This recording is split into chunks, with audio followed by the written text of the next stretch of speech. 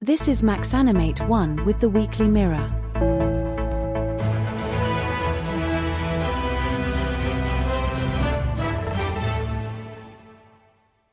Good afternoon, and welcome to the Weekly Mirror, your trusted source engaging stories, and a comprehensive overview of the week's most important events in 15 minutes. We start off with Monday's headline: an earthquake in northern Afghanistan caused over 20 deaths, with many more injured and likely to rise.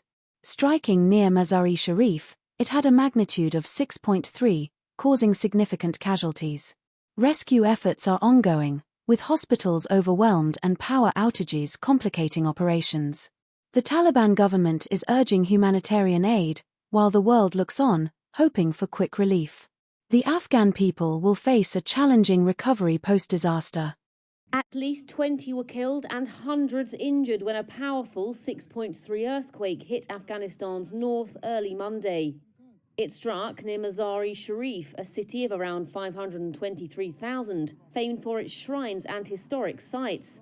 Authorities said the death toll was likely to rise from the quake, which the US Geological Survey said hit a depth of 17.4 miles. Afghans shoveled through the rubble of devastated homes. Survivor Mohammed Rahim had managed to pull others to safety. The earthquake started around 1 a.m. It shook so violently that we couldn't even open the door. We tried 3 times to unlock it, but the shaking was too strong to manage. It lasted for about 15 seconds. And when we finally got outside, there was so much dust in the air that we couldn't see anything. My mother was trapped under the wooden beams of the roof, and my brother was buried under the rubble.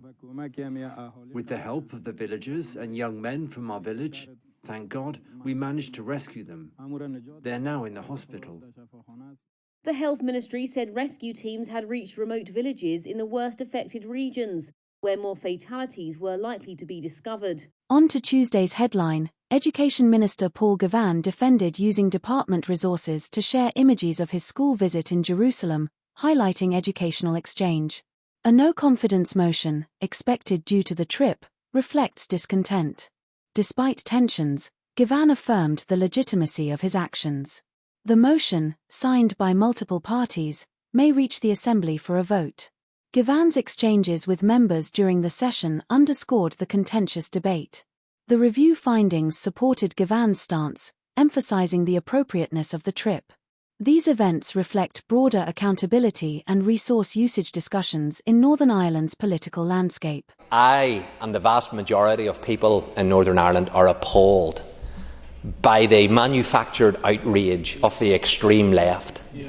But I, Madam Principal Deputy Speaker, will continue to raise my voice for the innocents that were slaughtered in Israel on the 7th of October. Wednesday's headline is that London's emergency services have spent over £11 million on wildfires and flooding since 2018, emphasising the need for increased climate change resilience investments. With 808 wildfires in 7 years, the London Fire Brigade has faced financial strain, spending £5.4 million on blazes, while floods incurred £5.8 million in costs since 2018. This year, 21 wildfires have been reported, costing £766,000 to combat, with flooding expenses totalling £557,000 for 195 incidents in 2025. Leonie Cooper stresses the urgency for London to adapt to climate change effects already affecting the city. Amid record-breaking heatwaves, Havering has seen significant wildfire activity, underlining the growing climate crisis impact. Enhanced resilience strategies are vital as extreme weather events increase, demanding investments in infrastructure, response capabilities, and community preparedness to protect against environmental threats and ensure public safety. Now we move on to Thursday's headline: Israel confirmed that the latest body returned by Hamas via the Red Cross is that of Israeli-American soldier Itai Chen, a poignant reminder of the conflict complexities. Found as part of a ceasefire deal brokered by President Trump, Chen's remains were given to his family to bring closure. His tragic story highlights the pain faced by families in negotiations and conflict. His identification process was completed, and the sad news was delivered to his family by the Israeli Prime Minister's office. Hamas claimed to have recovered his body in Gaza City, where confrontations have occurred. Chen was killed during an attack on southern Israel in 2023 and taken to Gaza as a hostage, complicating the situation further. His return, honored by the U.S. Secretary of State, was greeted with relief and sorrow by the Hostages and Missing Families Forum. The poignant plea for the remaining hostages' return is heartfelt and resonates deeply. Hospital reports in Khan Yunis show the ongoing toll of the conflict. Despite the exchange agreement, identification challenges persist, emphasizing the need for dialogue and lasting peace for families affected by the conflict. And now we move on to Friday's headline. In February 1953, two men walked into a pub in Cambridge and announced they had found the secret of life. It was not an idle boast. One was James Watson, an American biologist from the renowned Cavendish Laboratory. The other was his British research partner, Francis Crick. Together, these two brilliant minds would embark on a journey that would forever change the landscape of biology and genetics. Their groundbreaking discovery, the elucidation of the structure and function of deoxyribonucleic acid, or DNA, ranks alongside the pioneering work of Gregor Mendel, the father of genetics, and Charles Darwin, who formulated the theory of evolution. The double helix, the elegant and intricate shape they uncovered, revealed not just the architecture of genetic material, but also provided profound insights into the very mechanisms that underpin life itself. This monumental finding would lead to an avalanche of advancements in molecular biology and genetics, fundamentally altering our understanding of heredity and the biological blueprint that governs all living organisms. The full Promethean power of their achievement would slowly emerge over the ensuing decades, as fellow geneticists and researchers built upon Watson and Crick's foundational work. This opened a Pandora's box of scientific exploration and ethical considerations that continue to resonate in contemporary discussions. Topics such as human cloning, the creation of designer babies, and the development of genetically modified organisms, often referred to as Frankenstein foods, have ignited heated debates in both the scientific community and the public sphere. These discussions reflect the delicate balance between scientific advancement and moral responsibility, a tension that Watson and Crick's discovery thrust into the limelight. Demonstrating that DNA has a three-dimensional, double helix shape allowed Watson and Crick to unlock the secrets of cellular function, as well as the means by which traits and characteristics are transmitted across generations. Their work illuminated the pathways of genetic inheritance, shedding light on the complexities of life itself. "When we saw the answer, we had to pinch ourselves," said Watson, recalling those exhilarating moments of revelation. "We realized it probably was true because it was so pretty." This aesthetic appreciation for the structure of DNA reflects a sentiment shared by many scientists, who often find beauty in the elegance of nature's design.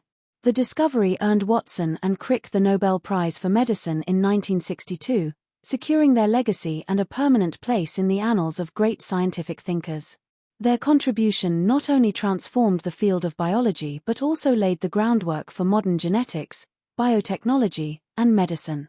It also ensured that their voices carried weight. If they made a controversial statement, it inevitably made headline news. Watson, who sadly passed away at the age of 97, had plenty to say throughout his life, often sparking controversy with his opinions. Most notoriously, he speculated on a link between race and intelligence, a claim that drew significant backlash and raised ethical questions about the implications of genetic research in sociocultural contexts. His remarks serve as a reminder of the profound responsibilities that accompany scientific discovery and the impact that words, especially from influential figures, can have on society at large. In reflecting on the legacy of Watson and Crick, we are reminded that science is not just a pursuit of knowledge, but also a journey that intertwines with ethical considerations, societal values, and the very essence of what it means to be human. Their story is not just one of discovery, but also one of the complexities and responsibilities that come with unlocking the mysteries of life itself. Tottenham hosted Manchester United and the result ended at a 2-2 draw. Here's Thomas Frank's interview on that draw. Thomas, obviously the overriding feeling right now will be one of immense disappointment having got yourself in front. Yeah, but I think we need to, of course it's not that I'm going away from here and not be disappointed when you're leading 2-1 with 1 minute to go, and you don't win. That will always be the case. What I'm focusing on, and which I think is hugely important, is that especially the second half was a good performance, and the way we turned it around, I was very happy with. To stay in the game, do the right thing, keep pushing, because in games like this where two teams are neutralizing a little bit, you don't create so much. That's natural. But how the boys kept fighting, kept doing the right thing, I was thinking was hugely impressive. What are your thoughts on the 2 goals you let in? There's obviously any goal can be avoided, but it felt like they could definitely be avoided. They can. I just briefly saw the first one, so I don't. Of course, a lot of things we could have done a little bit better, and of course the last one. It's all about the last urgency. Maybe not give the cross away. Maybe, of course, defend better. But it happened. You changed a bit at half-time. Obviously, you brought Odobert on. You changed your system as well, matching them up a little bit. And the improvement was there for everyone to see. I think second half, I think you got a bit more bite also in the man-man pressure, which was not working as it should do in the first half. But that's a game. We 2 head coaches, 2 coaching staff, 2 teams try to get the better of each other, and some start a little bit better, others they come into it, and that was the picture today. The National Lottery results. Lotto. 2, 3, 42, 45, 46, 47, and the bonus number is 44. The jackpot is £7.1 million. Euro Millions. 11, 21, 39, 40, 43, and the 2 lucky stars are 2 and 8. The jackpot is £86 million. And the UK Millionaire Maker code is JQCS 42996. Congratulations if you have just become a millionaire. The Thunderball draws 1, 3, 12, 29 and 37. The Thunderball is 12. The jackpot is £500,000. You can check out the results on the National Lottery website. And now the weather forecast for tonight and Monday the 10th of November. Tonight, further heavy rain will move up from the south through England and Wales, reaching Northern Ireland and Scotland towards dawn. As this system rolls in, residents can expect not only the sound of rain tapping against the windows but also a noticeable drop in temperatures, which may prompt many to seek warmth indoors. Following the deluge, clear spells will gradually develop behind the rain, providing a brief respite as the clouds part and the moonlight attempts to shine through. Tomorrow, showery rain will persist as it moves northward through Scotland, bringing with it a mix of damp conditions and cooler air that may affect early morning commutes. While England and Wales will experience intermittent sunny spells throughout the day, the tranquility will be short-lived, as heavy, showery rain will develop from the south later in the afternoon. This rainfall could lead to localized flooding in some areas, so it's advisable for seniors to prepare accordingly and take care when venturing outside. In Northern Ireland, the rain will eventually clear, giving way to sunshine that will lift spirits and offer a brief period of pleasant weather. As we look ahead to the week, Tuesday will greet us with a predominantly cloudy and windy day, as rain sweeps in from the southwest, significantly impacting the northern and western regions. Those in these areas may want to keep their umbrellas handy, as the weather can be unpredictable, with gusty winds potentially making it feel even colder.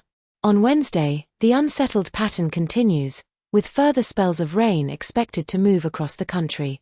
However, residents in the southeast and Northern Ireland are likely to enjoy a drier and brighter day, allowing for some outdoor activities or leisurely strolls in the sunshine. As we approach Thursday, the forecast indicates that rain will linger in southern and central areas, which may dampen plans for outdoor gatherings or errands. Yet, further north, sunny spells accompanied by variable cloud will provide a more agreeable atmosphere, ideal for those wishing to take advantage of the milder conditions. Overall, the week ahead will present a mixed bag of weather, with seniors advised to stay informed so they can plan their activities accordingly and remain safe and comfortable during this transitional season. And that was this week's Weekly Mirror. We will be back on Sunday at 4 p.m. right here on MaxAnimate 1.